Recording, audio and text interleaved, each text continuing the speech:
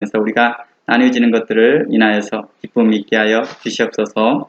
하나님, 각 사람을 하나님께 살펴주시옵시고 은혜를 주시사 그 앞길들을 보호하여 주시옵소서. 특별히 양육하는 자녀들이 있습니다. 그 자녀들을 은혜를 주시고 그 자녀들을 통하여서 하나님의 일들을 행할 수 있도록, 또 그 자녀들을 양육하는 부모에게도 힘과 용기와 믿음을 허락하여 주시옵소서.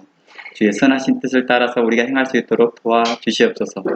오늘도 선포되는 말씀에 하나님께서 함께해 주시옵시고 제 은혜 가운데 우리를 보살펴 주시옵소서. 예수님의 이름으로 기도합니다. 아멘. 자, 오늘은요, 그동안 우리가 에베소서를 계속 강의하고 있거든요. 근데 에베소서를 강의하고 오늘은 에베소 13강입니다. 오늘 에베소 13강을 준비하면서 성탄절이 가깝다 보니까 성탄절하고 관련 지어져서 13강을 좀 연결해 보려고 하거든요. 원래는 에베소서는요, 성탄절과 매우 가깝습니다. 원래 에베소 자체가 어디와 관련되어 있다 했죠? 교회로나 관련되어 있다고 했죠. 그러니까 교회와 밀접한 관계가 있는 것이고, 이게 왜 교회와 밀접한 관계가 있느냐 했더니 에베소서는 구원론에 초점을 두었기 때문입니다.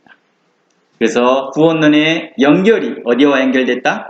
교회론과 연결되어 있다. 그러니까 구원론이 어떻게 형성이 되느냐에 따라서 그 교회의 가치관이 형성이 되는 거겠죠. 그래서 어느 교회들 같은 경우 우리는 잘못됐다 이렇게 말하는 이유가 바로 구원론의 문제가 있기 때문에 그런 거죠. 일반적으로 다 그렇게 해요. 그런데 교회 운영 문제에 있어서는 서로 가지고 뭐라고 해요? 서로 이단이다 뭐 이런 말 하지 않잖아요. 좀 색깔이 좀 다를 뿐이다 이렇게 말하잖아요. 어느 교회는 사도신경을 하고요, 어느 신경은 안 하고 있고요. 어느 교회는 축도를 하고요, 어느 교회는 안 해요. 이걸 가지고 그걸 말하지 않고 있거든요.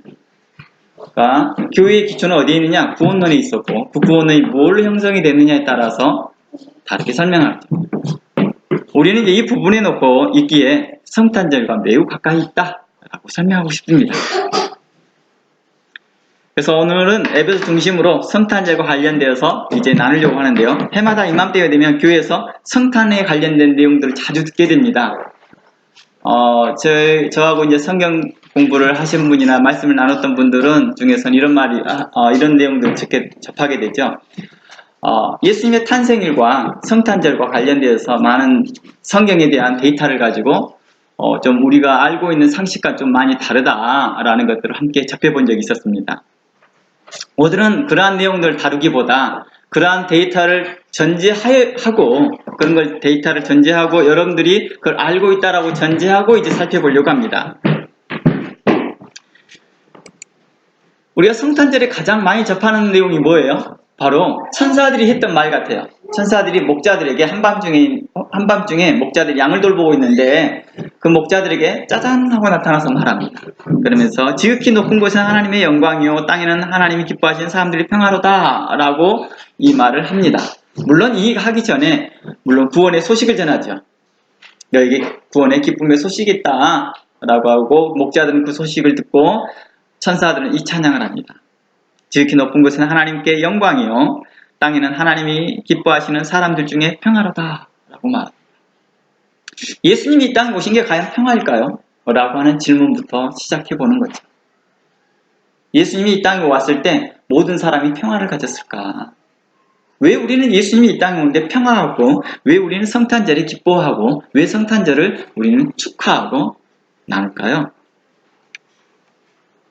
정말 사람들이 예수님이 세상의 구주며 온 인류의 구원과 평화를 주시기 때문이라 믿기 때문에 사람들이 성탄절을 기뻐하고 찬양할까요? 우리는 이러한 부분들에 대해서 한번 생각해 봤으면 좋겠습니다. 아니면 그 행사에 대한 여러 가지 기대감과 세상의 풍조 때문일까요? 저는 이제 할 수만 있으면 이곳에 있으면서 많은 성경 강의를 하는 동안에 성탄절만 가까이 되면 저는 스스로가 긴장을 많이 하더라고요. 왜냐하면 세상의 풍조가 너무 교회 안에 너무 많이 들어와서 그 물결이 너무 세요. 근데 그 물결이 너무 세다 보니까 제가 그 물결 앞에서 제가 말하는 것이 너무 미약한 거예요. 그냥 흡수해 나가는 거죠. 그래서 항상 이 성탄절만 되면 저 스스로가 긴장이 되는 것 같아요. 부활절에는 정말 기쁜 것 같아요. 왜냐하면 세상 풍조가 교회 안에 들어오지 않았어요. 그러다 보니까 부활절에 대한 성경을 강해를 하거나 이럴 때 어떠한 부분을 나누고 초점을 두고 나누더라도 부담이 적은데 성탄절만 되기만 하면 이미 세상의 생각과 세상의 풍조에 찌들려 있는 상황이고 이미 몇 개월 전부터 한두 달 전부터 이미 세상의 풍조에 밀려 있던 사람들에게 뭐라고 말을 해야 될까? 라는 것입니다. 여기에서 목회자들 대상으로 4년간 강의를 하면서 이 부분을 다룰 때 많은 목회자들이 많은 충격을 받았죠.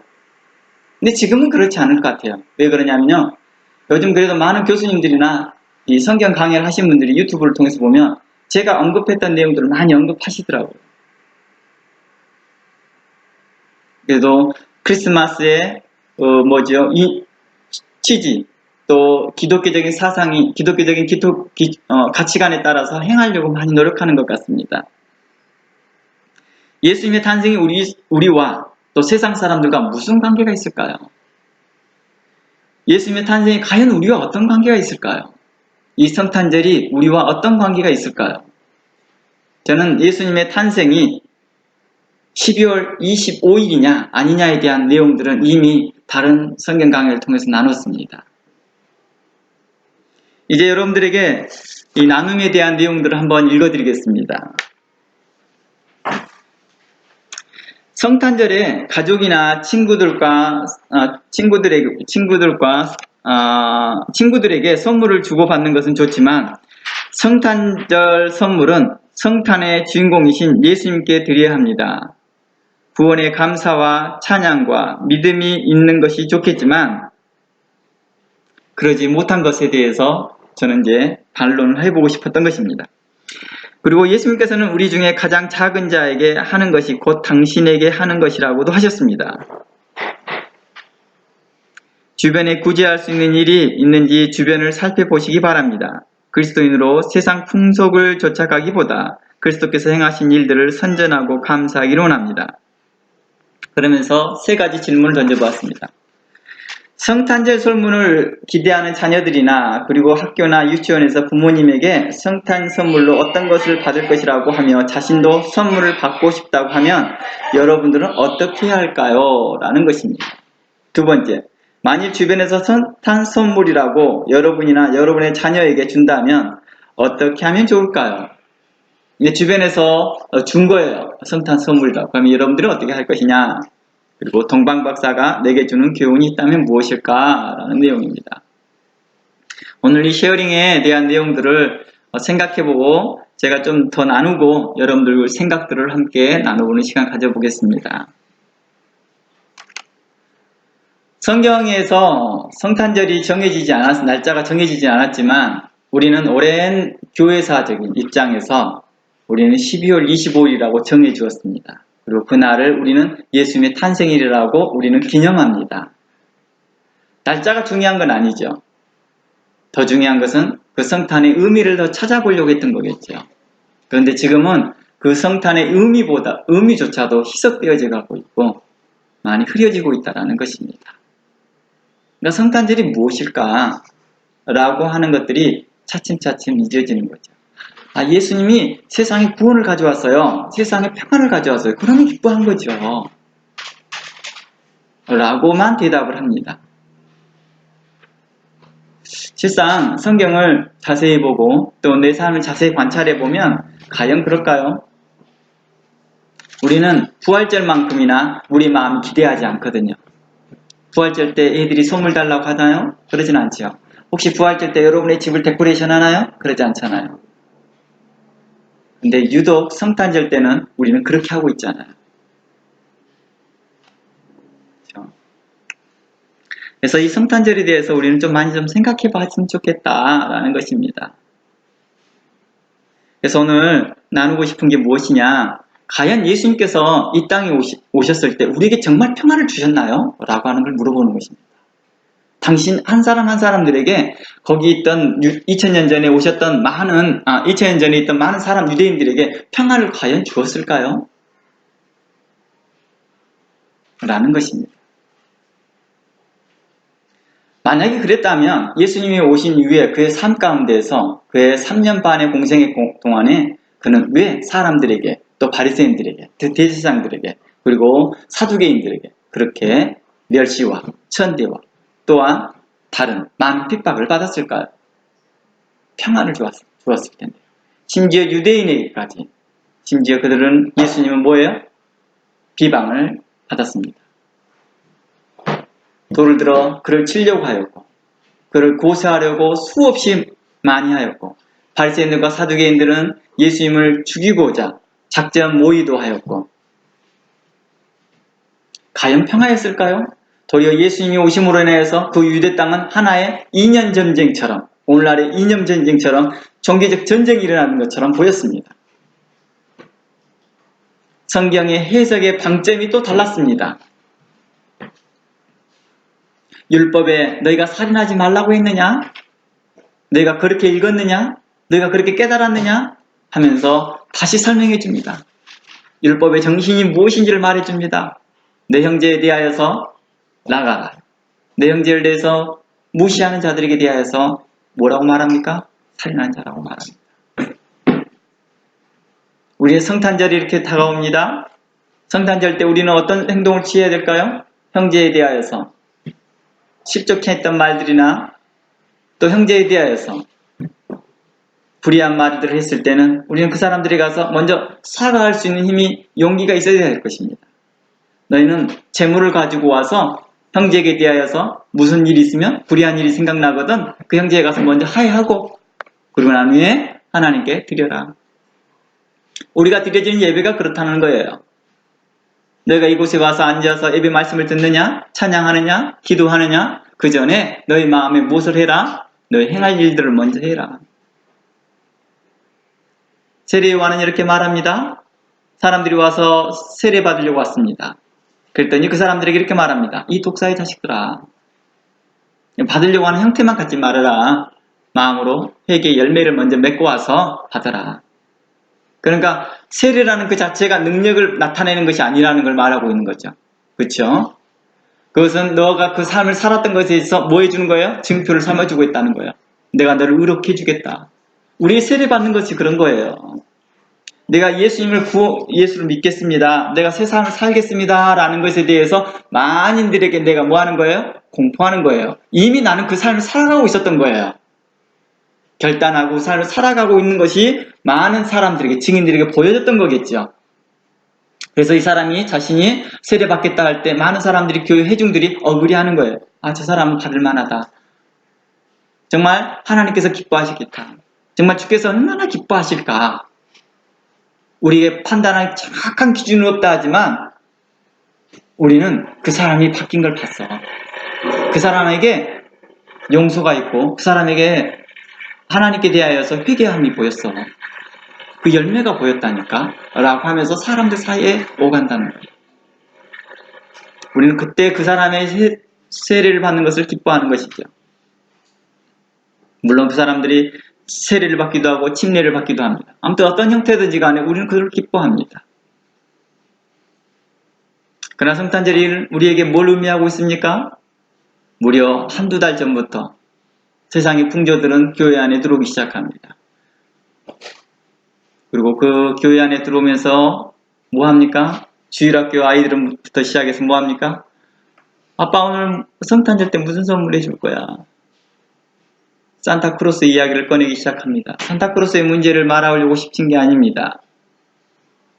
그 의미, 산타크로스의 취지조차도 우리는 희석시키고 있잖아요. 원래 그분이 누구죠? 크리스찬이었죠. 그는 보이지 않게끔 구제했던 사람이었습니다. 오른손이 하는 일을 왼손이 모르게끔 그는 열심히 구제하였던 일들을 우리는 뭐합니까? 상업화시키고 있습니다. 그리고 그것을 우리는 카피하여서 모형만 만들어가고 있습니다. 그리고 모든 것을 거기에 다 뭐 해버립니까? 내가 부모로서 해야 될 일을 다 했다라고 착각하게 해놓습니다. 우리는 이름으로 인하여서 우리는 성탄절이 우리에게 있어서 구원의 기쁨보다 행사의 기쁨이 더 컸고 거기에 대한 나타나는 세상의 풍조가 더 기대감이 컸던 거겠죠.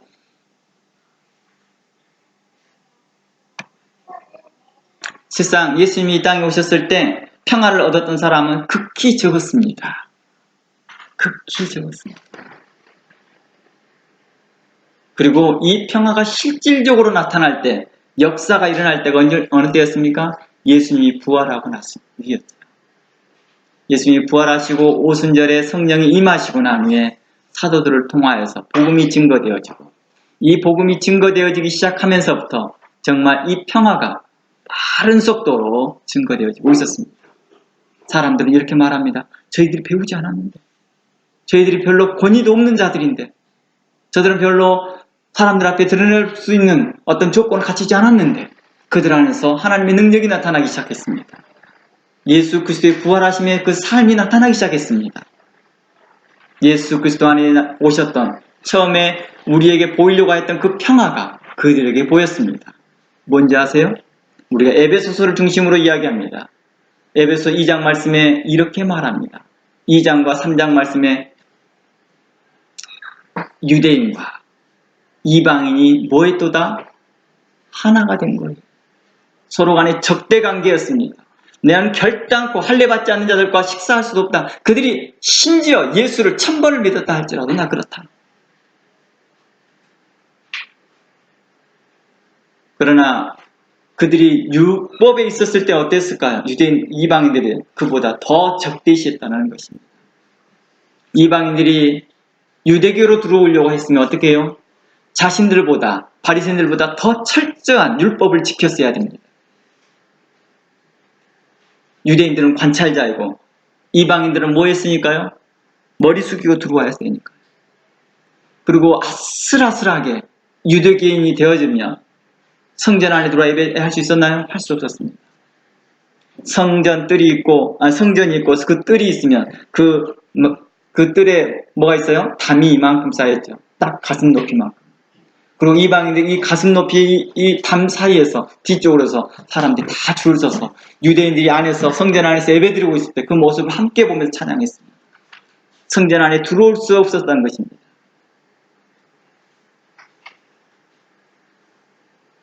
그래서 헤롯이라는 그 왕이 이방인의 뜰을 솔로몬의 성전 때보다 2배나 더 크게 만들었어요.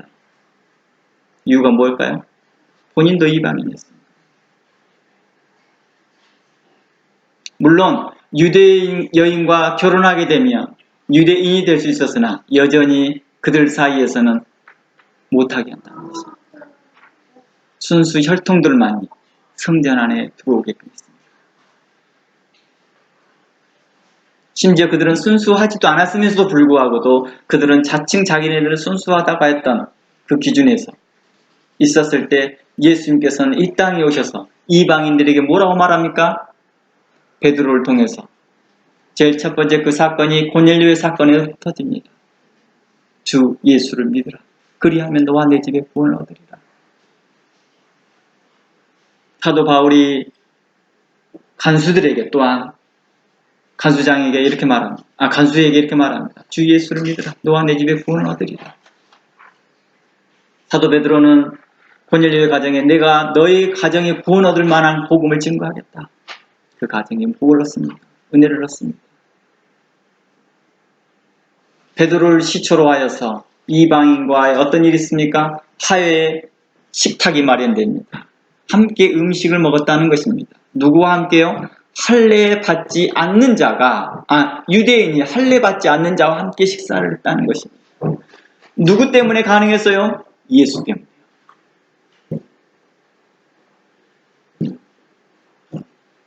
그래서 에베소서 2장 말씀과 3장 말씀에 이렇게 말합니다. 3장 말씀에 너희가 그때에 이방인에게 의해서 유대인에게 대하여서는 너희가 이방인이요 하나님과 전혀 관계없었던 너희였다. 약속의 언약에 대해서는 전혀 상관없던 너희였다. 그러나 예수 그리스도의 피로 말미암아 너희가 하나님께로 가까워졌고 너희가 하나님의 권속이 되었고 하나님의 백성이 되었다. 그리고 하나님의 자녀가 되었다. 빌립보서에서 말씀에서는 너희가 하나님의 동일한 시민권자가 되었다. 너희가 하나님의 시민이 되었다. 요한복음 1장 말씀에서는 너희들이 하나님의 자녀가 되었고 그 자녀에 따르는 권세까지 얻었는데 어떤 권세였습니까? 상속받을 권세를 얻었다. 하나님 나라를 받을 상속을 받을 권세를 얻었다. 누구에게요? 이게 이방인이나 유대인이나 차별 없이 예수를 믿는 자들은 누구라도 다 그 복을 받게 했더라는 것입니다. 그래서 우리는 에베소 3장 말씀에 뭘 배웠습니까? 2장 3장에서요. 새 사람이라는 걸 배웠습니다. 새 사람. 이제 그리스도 안에서 새 사람을 지었다라고 말합니다. 이 새 사람이란 말이 무슨 뜻이라고 했습니까? 유대인도 이방인도 아닌 이제 그들을 다 두 부류의 사람들을 다 불러서 이제 그리스도 안에서 누구로 만들었다고요? 한 새 사람을 만들었는데 이 새 사람을 오늘날 뭐라 부른다? 성도, 그리스도인이라고 부른다는 것입니다. 구약적 개념에서는 성도라고 부르고 신약적 개념에서는 그리스도인이라고 부른다는 거예요. 유대인도 아니요 이방인도 아닌 이제 그리스도인이라고 부르고 있다는 거예요. 로마서의 말씀과 갈라디아서 말씀에서는 뭐라고 말합니까? 누가 참된 유대인이냐? 누가 참된 유대인이냐? 할례 받는 자들이냐? 아브라함의 씨로부터 난 자들이냐? 아니라 그리스도로 말미암는 자들이 참된 유대인이라. 그들이 마음에 할례를 행하였고 성령의 열매가 그들에게 있는 자들에게 대해서 뭐라? 참된 유대인이라. 그래서 갈라디아서 5장 말씀이 나온 거죠. 그 참된 열매가 성령의 열매로 나옵니다. 온유와 충성과 절제와 기타 많은 그 열매들이 내 삶 가운데 드러나 보이는 것이죠. 예수 그리스도를 통해서 믿음으로 인해서 우리가 그러한 열매가 없으면서도 나는 그리스도인이라 자랑하는 자들에게 대하여서 야고보서와 갈라디아서와 에베소서는 그들에게 비판합니다. 너희가 합당치 못하다.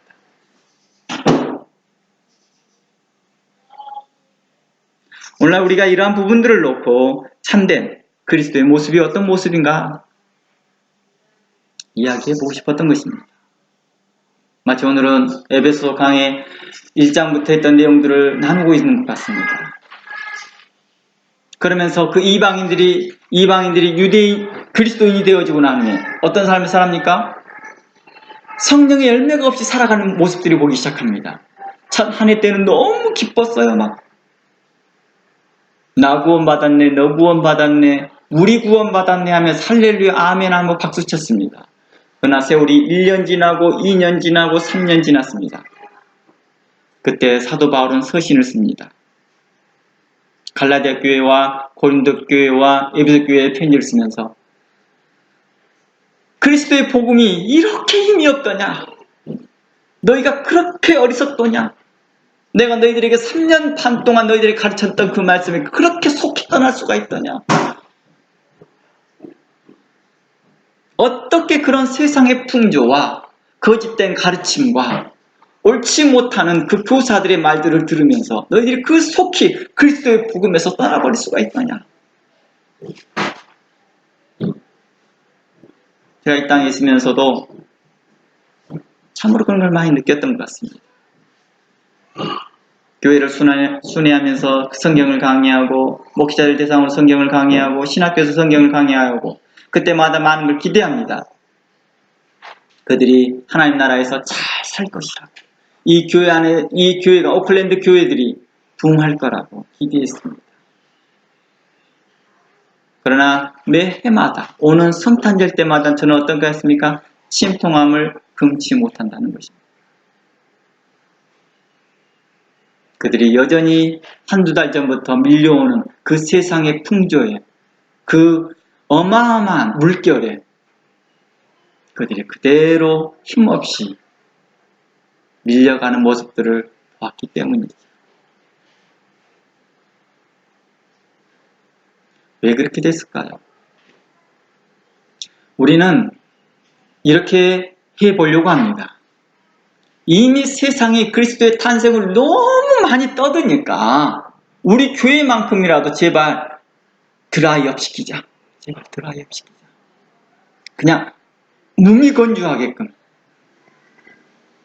마치 아무 일도 교회가 일어나지 않는 것들처럼 잠잠히 그렇게 했을 때 그리스도의 구원에 대해서, 그리스도의 탄생에 대해서, 그리스도께서 우리에게 행하셨던 십자가의 그 공로와 부활하신 그 은총, 은혜를, 우리에게 부어주신 성령의 역사들을 생각해 볼 수 있는 시간이라도 벌게요.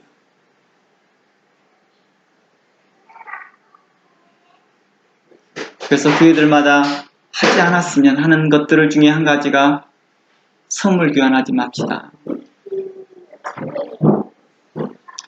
세상 사람들도 생일을 맞이하면 그 생일 맞은 사람에게 선물을 주는 것이지, 손님들끼리 와서 자기네들끼리 선물 주고받으면서 당신 생일 정말 축하해 하면서 선물을 자기네들끼리 주고받고 있어요. 이게 가당키는 일이에요.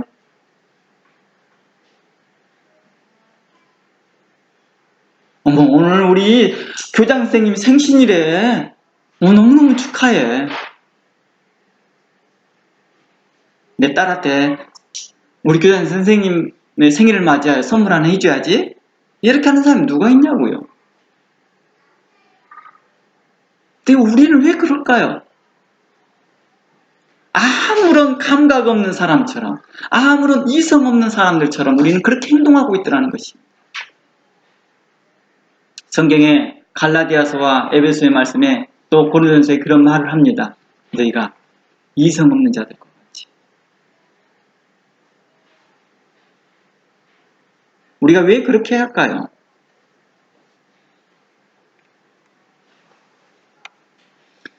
저희 어린아이 큰애 쌤하고 하나 할 때도 그랬던 것 같아요. 그들이 인식할 수 있는 나이 5살이 되면 그때부터 말을 합니다. 성탄절 때 선물은 없다. 너희들이 예수님께 선물할 것이 무엇인지를 고민하라.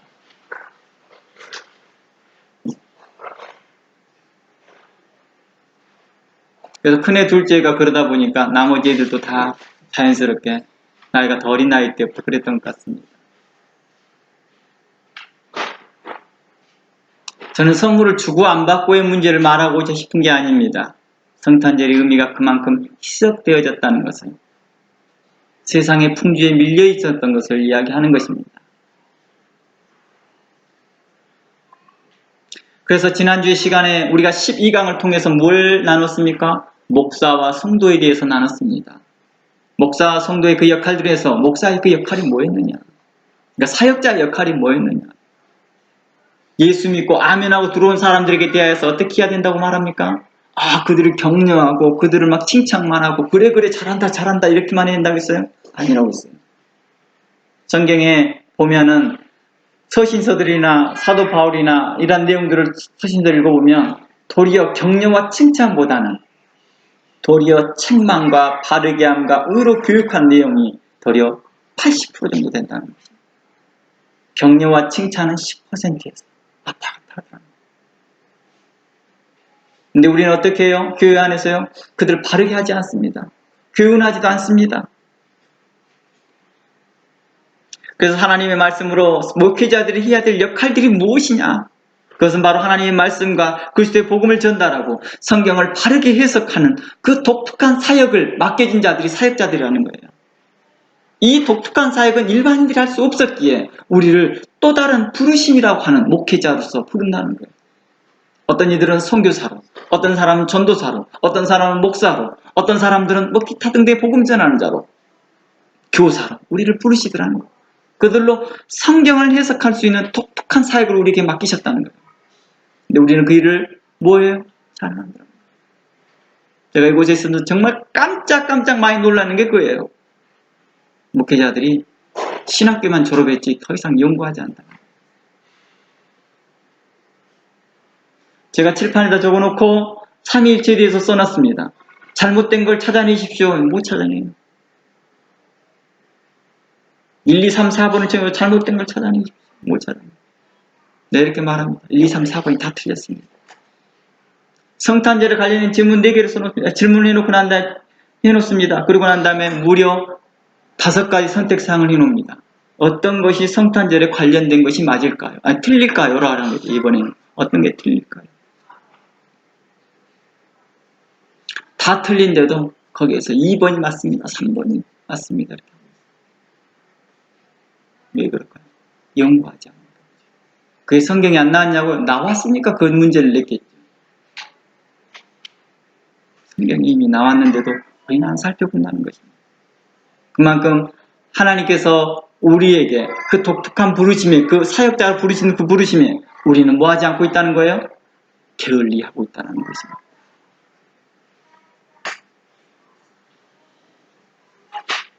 성도들을 어떻게 해야 된다고 했어요?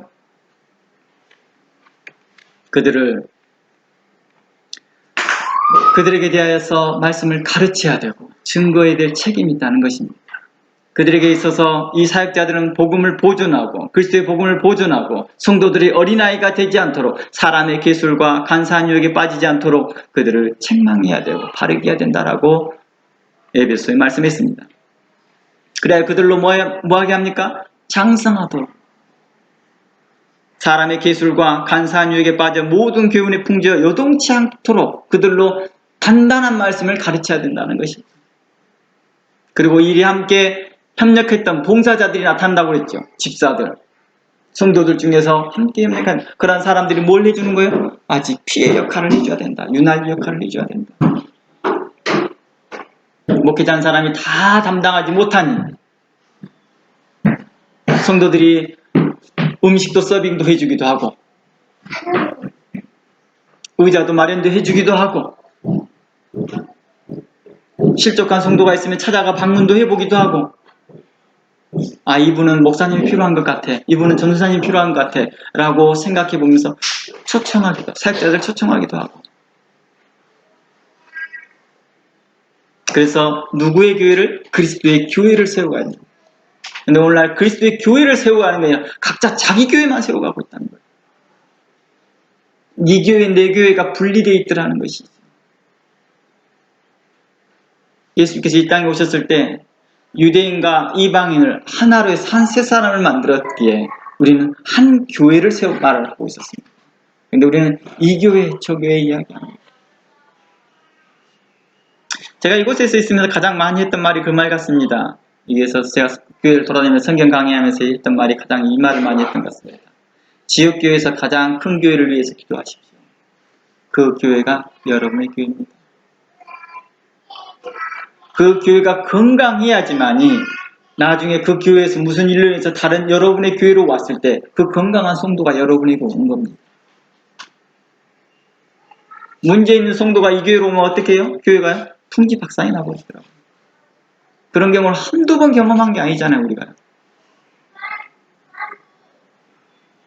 건강한 말씀, 건강하게 성장되어 있는 그리스도의 사람으로서 이 교회로 옮겼을 때에 그 교회가 유익함이 있고 서로 그리스도의 사랑 안에서 교회를 세워나갈 것인데 어린아이와 같은 자들과 병들어 있던 모습대로 아이 그 교회에서 5년 동안 있었다는데 아는 게 없어 그냥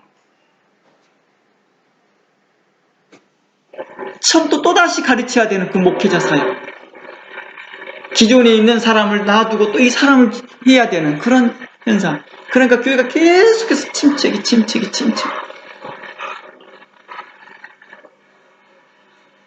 어느 교회에서 가장 많이 이동을 많이 해요? 큰 교회에서요. 그러니까 큰 교회가 건강해야 돼요. 우리 그런 거 세상 말로 이렇게 말하죠. 부동산 시장할 때 우리 집값만 오르면 돼요, 안 돼요? 그런 일은 없어요. 그렇죠? 그런 일은 없죠. 근데 나는 가만히 있는데 옆집 집값이 오르면 내 집값도 동시에 오르더라고. 그렇죠? 그러니까 옆집 잘 되라고 기도하세요. 그러니까 내 집값도 오르니까.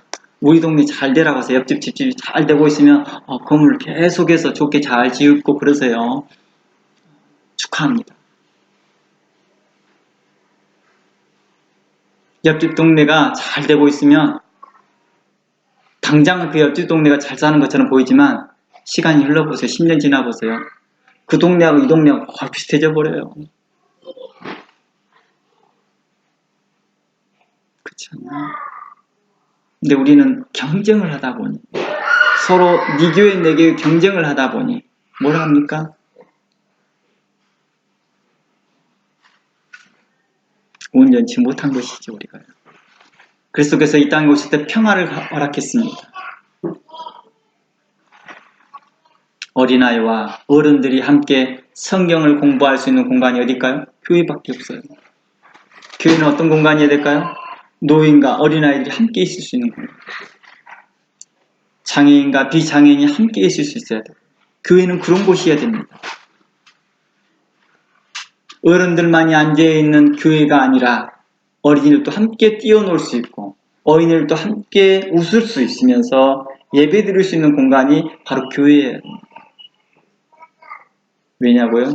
그리스도께서 우리로 그렇게 하나 되게 세워놨습니다. 이방인이 할례받지 않는 자였지만 그들이 할례받는 유대인들과 오랜 전통, 약 4,000년에 이끌어왔는 그 할례받는 그 전통이 있는 그 유대인과 함께 식사할 수 있도록 4,000년이 2,000년 동안 할례의 역사 있었던 그런 삶을 있었던 사람들하고 함께 식사할 수 있는, 하나 되어서 할 수 있는 그런 시스템, 그게 바로 교회였던 것입니다. 우리가 과거에 어떤 식으로 신앙생활을 해왔던지 간에 그리스도 안에서 우리가 하나 될 수 있는 게 뭘까? 너무 내가 가지고 있는 규칙만 정해놓고 그 규칙 안에 들어오지 못하면 내가 그들을 배척하고 그들을 떠나보내지 않았을까 생각해 봐야 됩니다. 그래서 오늘 말씀에 에베소서 4장 말씀에 어떤 내용이 나왔어요?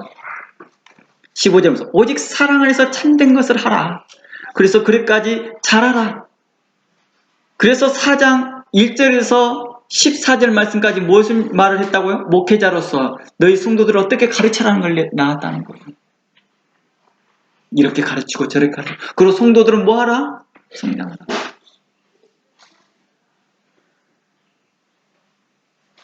성도들이 성장하지 않고 있고 성도들에게 가르치지 않고 있다 한다면 문제가 있는 거겠죠. 그래서 서로 연결되어져라. 서로 연합되어져라. 19절에 그들이 감각 없는 자 되어 자신을 방탕에 방임하여 모든 더러움의 욕심에 행할 자들이 나오지 않도록.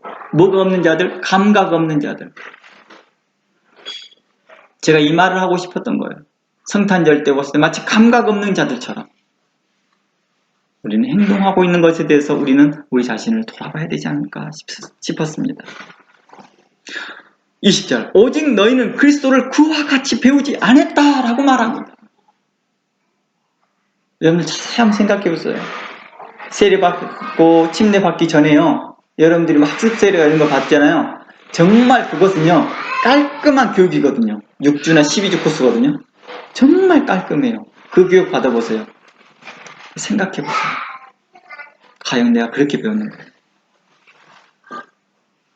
기초 복음조차에서도 흔들리고 있더라. 기초 복음에서도 흔들리고 있더라.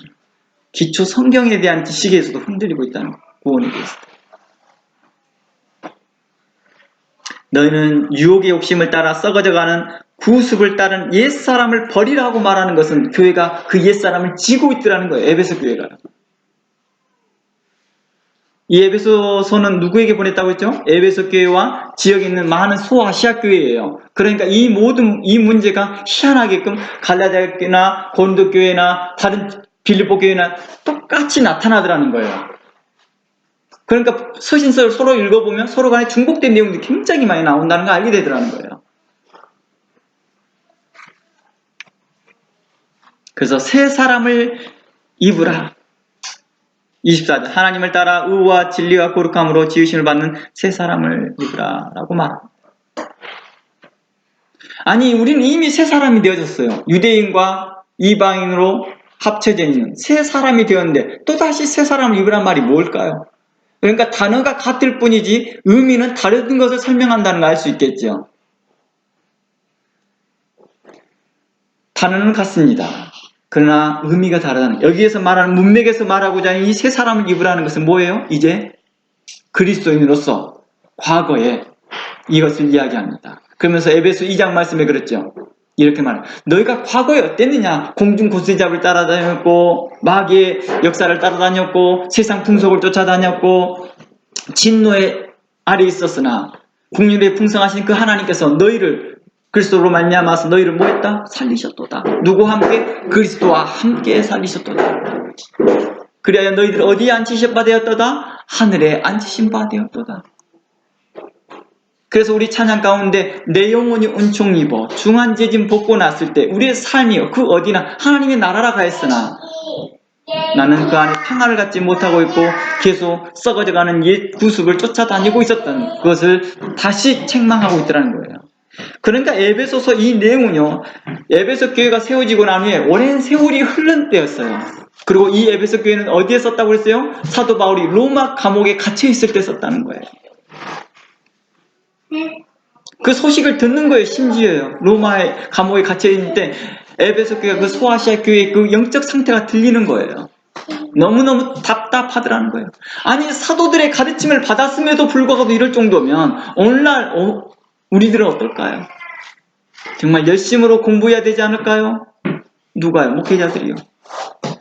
사도들이 가르쳐도 이 모양인데 제대로 연구하지 아니하고 살피지 않고 성경을 가르치고 있다 한다면 성도들이 과연 제대로 성장할 수 있을까요? 성도들은 요구해야 됩니다. 그 권리가 성도들에게 있습니다. 그것을 우리가 한 2주 전, 3주 전에 이야기했죠. 성도의 권리에 대해서 이야기했습니다. 성도는 요구할 수 있습니다.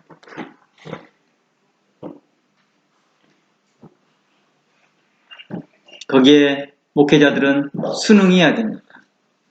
아, 내 목회 비전 이거야. 나하고 안 맞는 사람 나가! 이렇게 하는 어리석은 자가 되지 않았으면 좋겠다는 것입니다. 그러면서 이렇게 말합니다. 그런즉 거짓을 버리고 각각 참된 것을 하라. 이웃들과 더불어 참된 것을 말하라. 이는 우리가 서로 뭐가 됨이라? 지체가 됨이라. 여기서 말하는 이웃은 뭐예요? 교회 아닌 한 형제들 이야기예요. 다른 교회 형제들 다 포함시키는 거죠. 여기서 말하는 이웃은 옆집 사람을 말하는 게 아니라는 거예요. 왜냐, 한 지체가 된다고 말하잖아요. 여기에서 말할 때 한 교회로서 이야기하는구나. 그러니 거짓을 말하지 말라고 말합니다.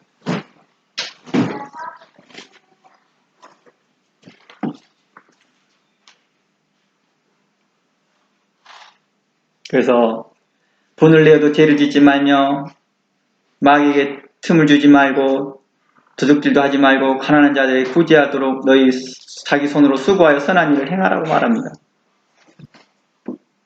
바로 이러한 일들이 그리스도인들이 해야 될 일들이라고 봅니다. 성탄절을 맞이해서 이러한 일들이 우리 삶 가운데서 행해질 수 있도록 행해야 될 것입니다. 우리가 다시 이제 나눔에 대해 들어가 봅시다.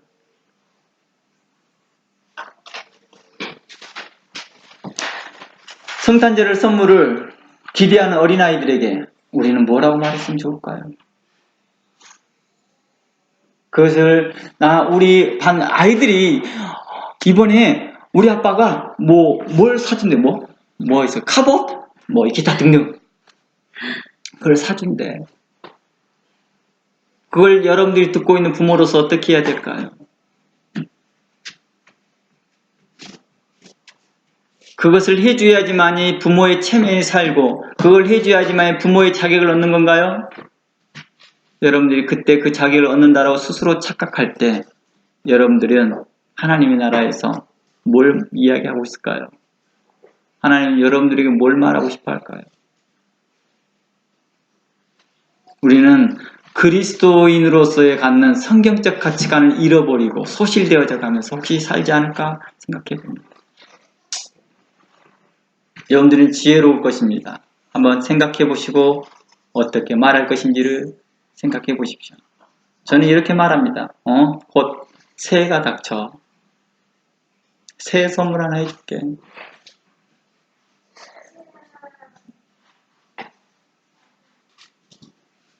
여러분들은 각자 자녀들의 형편에 맞게끔, 처신에 맞게끔 지혜롭게 행동했으면 좋겠습니다.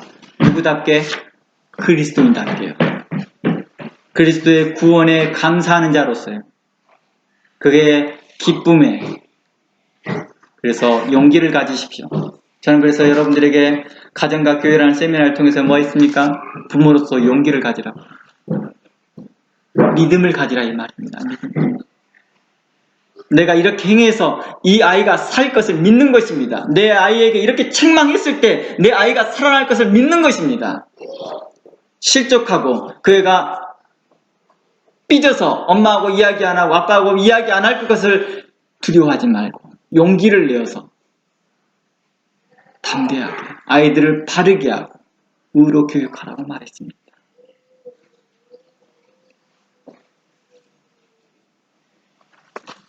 그리고 두 번째 나옵니다. 만일 주변에서 성탄 선물을 주고 여러분이나 여러분의 자녀들에게 준다면 여러분은 어떻게 받으면 좋을까요? 저희는 그거 안 하는데요. 저희는 그거 안 해요. 이렇게 하면 좋을까요? 그건 어리석은 일입니다. 제 생각은 그래요. 그렇죠. 어리석게 보이는 것 같아요. 그렇죠. 감사합니다 하면서 받고 그 다음에 기회가 되면 저희 집은 성탄절 때 선물을 주고받지 않습니다. 이렇게 말해주면 돼요. 특히 제 핑계를 대도 좋습니다. 저희 교회는요, 저희 목사님이요, 굉장히 까탈스러워하고 그런 거 싫어하거든요. 이렇게 해도 됩니다. 그런데요, 저는 개인적으로요, 그게 성경적인 것 같아요. 근데요, 저는 그 목사님 말에 어그리가 돼요. 저는 그게 바로 성경적 가치관인 것 같아요. 라고 했으면 좋겠습니다. 여러분들은 성령의 은혜를 따라 지혜를 따라서 더 나은 말을 했으면 좋겠습니다. 그들에게 도리어 오염되지 않도록 했으면 좋겠습니다. 보세요. 12월 25일 며칠 기다리는데요. 한 5일, 6일 기다리면 새해예요. 그쵸? 그때 새해 때 이불짜리 장난감 하나 해주면 돼요.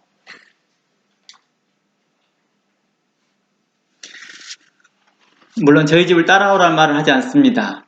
저희 집 같은 경우에는 생일날이나 이럴 때 원래 우리 시대 때는 장난감 없는 세대였어요. 장난감 하나 있으면 너무너무 기뻤죠. 근데 지금 이 시대는요, 장난감이 넘쳐 흘러요. 그래서 심지어 도네이션을 한 박스씩 해줘요. 그래서 저희는 생일날에는 선물을 절대 하지 않습니다. 이건 환경 오염이고, 그러니 선물은 먹는 걸로 하자. 저희 집 먹는 걸로 합니다. 서로 좋잖아요. 서로 좋아요. 그래서 저희 애들은 카드와 먹는 걸로 합니다. 여러분들이 사도 바울이 그랬던 것처럼 사도 바울이 자기를 본받으라는 것처럼 저는 여러분들에게 제 삶도 본받았으면 좋겠다는 생각을 합니다. 여러분들이 그러한 지혜들을 얻었으면 좋겠습니다. 더 나은 지혜를 하나님께 구하면서 자녀들을 어떻게 귀하게 하나님의 성경적 가치관으로 세워져 나갈 것인지를 생각해 봤으면 좋겠습니다. 지금은 너무 풍요하거든요. 이 뉴질랜드에서. 그러나 우리가 알지 못한 다른 세계에서는요, 아직도 제대로 된 음식과 제대로 된 장난감 하나를 받지 못하는 아이들이 있거든요. 우리가 한 번씩 너무 풍요롭게 위해서 그 풍요가 우리가 그리스도의 눈에서 성경적 가치관에서 우리가 힘밀려 나가지 않는가도 생각해 보았으면 좋겠습니다.